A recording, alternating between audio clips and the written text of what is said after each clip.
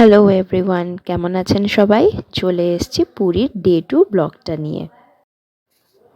সকাল সকাল অ্যারাউন্ড 10টা-11টা আমি আর মনোজিৎ ইকিকে নিয়ে বেরিয়ে পড়েছি সি বিচের দিকে যাব বলে। তার আগে এই হোটেলের গার্ডেনটা একটু ঘুরে ঘুরে দেখছি। একটা খুব সুন্দর গার্ডেন রয়েছে, সেগুলোই ফুল রয়েছে।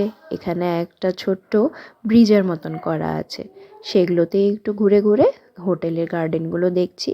একটা চিলড্রেন্স পার্ক আছে, সেখানেও একটু ঘুরে ঘুরে দেখলাম।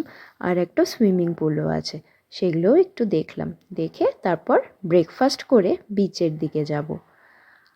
আর আমার শাশুড়ি মা বেচারা শরীরটা খুব খারাপ করেছে, ওনার না ডায়রিয়া হচ্ছে। এই যে যেরকম সি বিচে আসলে অনেক সময় ডায়রিয়া হয়ে যায়, সেটাই হয়েছে জানেন।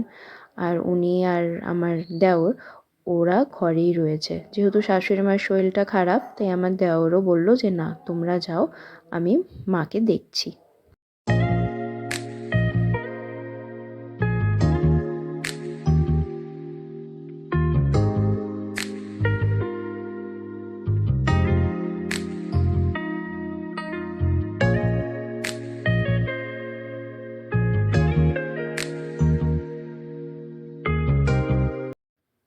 মনটা একটু খারাপ লাগছে ঠিকই, কিন্তু কি করব, ছেলেটাকে নিয়ে ঘুরতে এসেছি আর ও তো এর আগে কোনোদিনও সি বিচ দেখেনি, তাই ওকে দেখাতে নিয়ে আসলাম।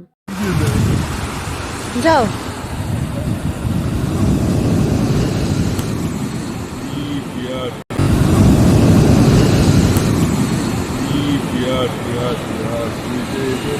নো সমুদ্রের স্নান, নো ইয়েতে স্নান।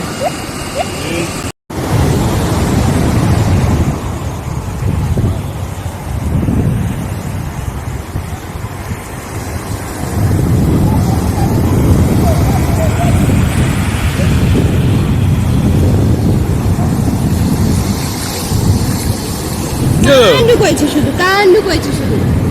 দেখো তো কত জল।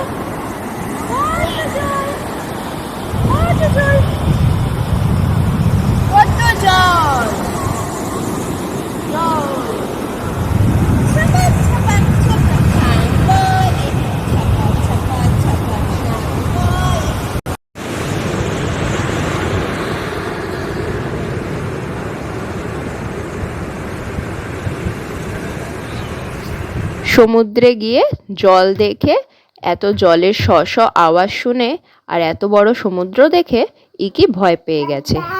আর যখন ওকে বালি দিয়ে খেলতে দিয়েছি, তখন ওর গা শিরশিরিয়ে উঠেছে। প্রথমবার বালি ধরেছে কি না। যাই হোক, ওকে নিয়ে কিছুক্ষণ আমরা বিচে টাইম স্পেন্ড করলাম। আর বিচের থেকে একটু মিষ্টি খেয়ে নিলাম। খেয়ে নিয়ে তারপর ওখানে একটু বসে 1 ঘন্টা মতন আমরা বাড়ি ফিরে এসেছিলাম।